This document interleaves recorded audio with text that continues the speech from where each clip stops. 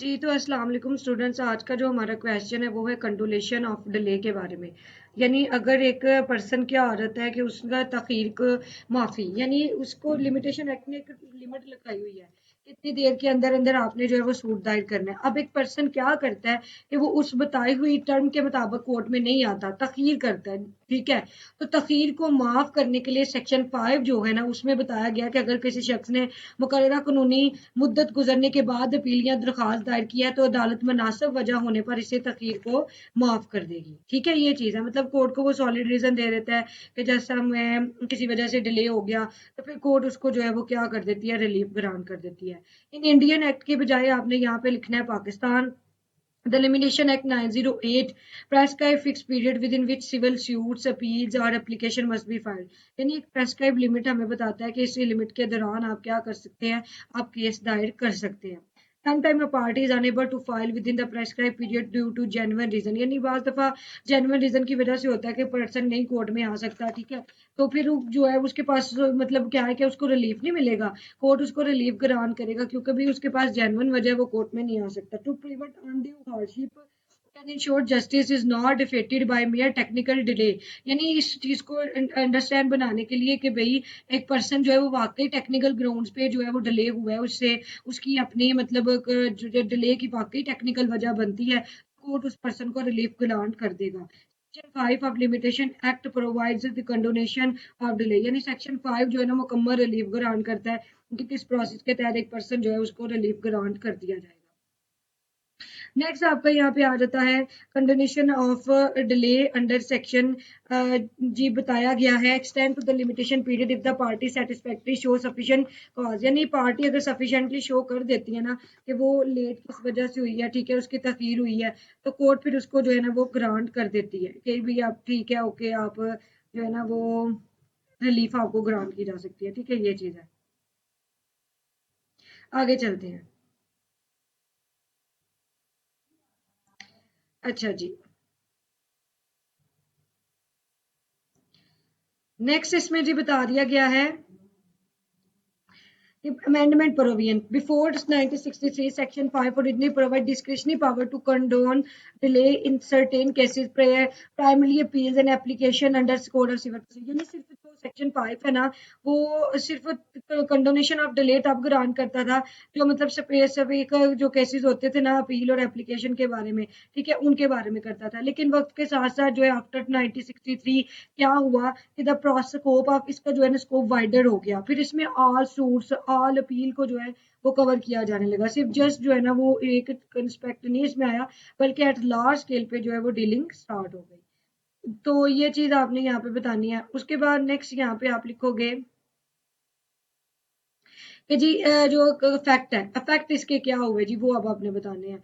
Affect इसके क्या है जी, court no have clear statutory backing to court had clear statutory backing to condone delay in civil matters when delay is explained and unjustified। यानी अगर delay जो है वो अनजस्टिफाइबल है, वो अकॉर्डिंग टू लॉ नहीं है, तो कोर्ट फिर ये पर्सन को रिलीफ ग्रांट करेगी कि हम आपको जो है वो रिलीफ ग्रांट करते हैं, कंप्लीट आपको जो है वो कानूनी रेमेडी मिलती है। ठीक है, ये चीज आपने यहाँ पे बतानी है। अच्छा जी, फर्दर मूव करते हैं। सेक्शन 5 ऑफ लिमिटेशन एक्ट क्या कहता है, एन अपील और application other than application under the provision of code of civil procedure may be obtained after the prescribed period of the applicant or applicant satisfy the court that he has sufficient cause for not preferring the appeal or making the application within such period।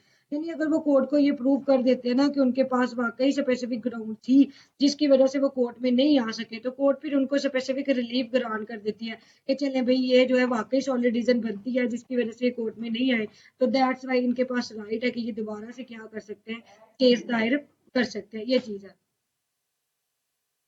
उसके बाद next इसमें आ जाता है section 14 of limitation act deal with the computation of time for limitation such as holidays, absence from court और stay of proceeding. यानी section 14 जो है ना वो इस चीज से डील करता है कि क्या है कि टाइम के बारे में बताया गया कि इसमें हॉलीडेज भी रखी गई है।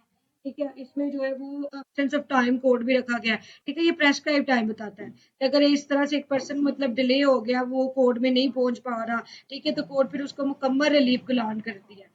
General rules regarding limitation period. General rule क्या है कि limitation period strictly statutory. Limitation period statutory law के मुताबिक है।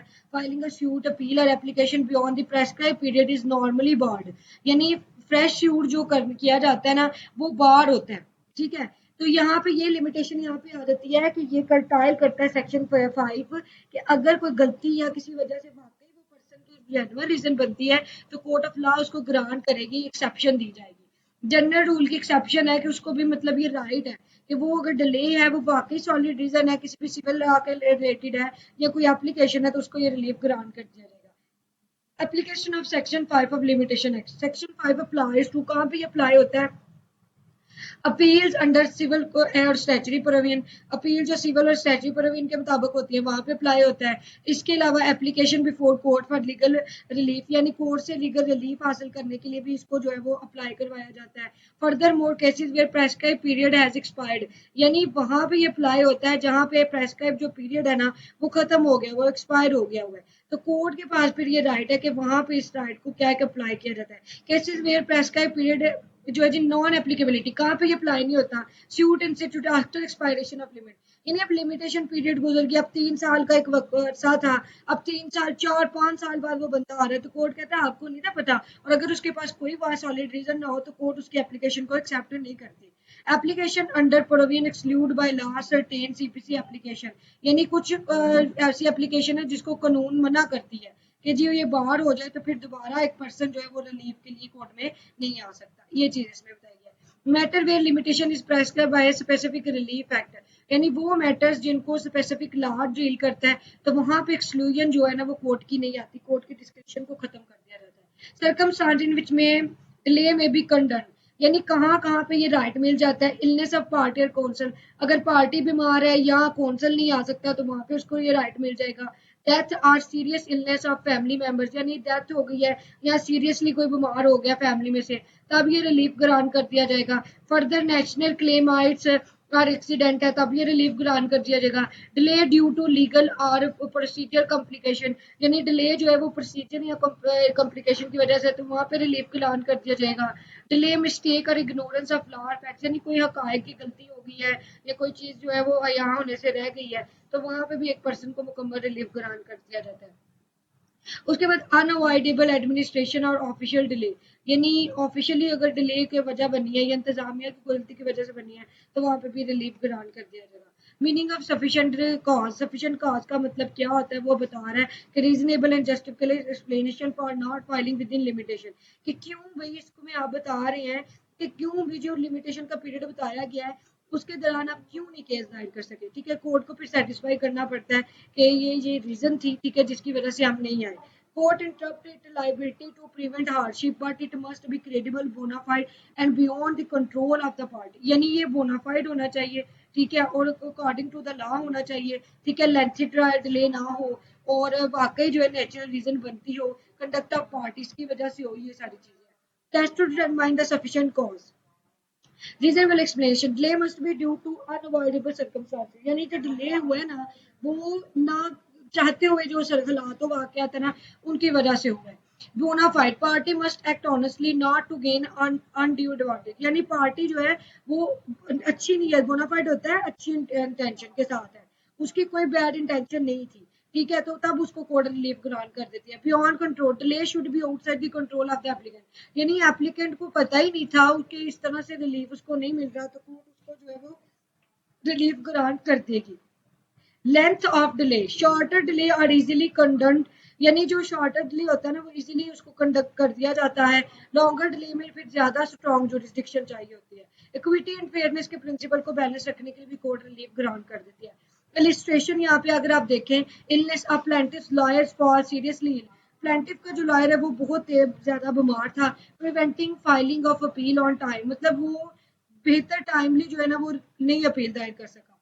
Court content delay under section 5, तो कोर्ट जो है ना उसके केस को डिले कर देगी सेक्शन 5 के मुताबिक।